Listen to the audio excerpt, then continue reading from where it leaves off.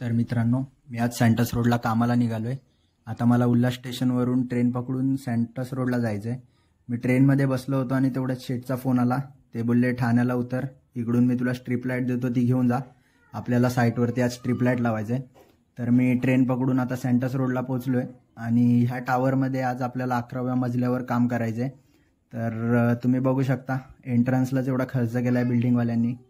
आणि लिफ्टमध्ये जाऊन मी आता आलो आहे वरती साईटवरती आपल्या. तर मी 2 दिवस अगोदर आलो होतो, तेव्हाच फॅन आणि स्ट्रीप लाईटचा बेस, सिलिंग लाईट हे सगळं लावून झालं आहे माझं. तर आता स्ट्रीप लाईट लावायला घ्यायची आहे. तुम्ही बघू शकता मी स्ट्रीप लाईट लावत होतो आणि स्ट्रीप लाईट लावत असताना राहुल दादानी अचानक स्ट्रीप लाईट ऑन केली. तर बघा किती मस्त काम झालं आपलं.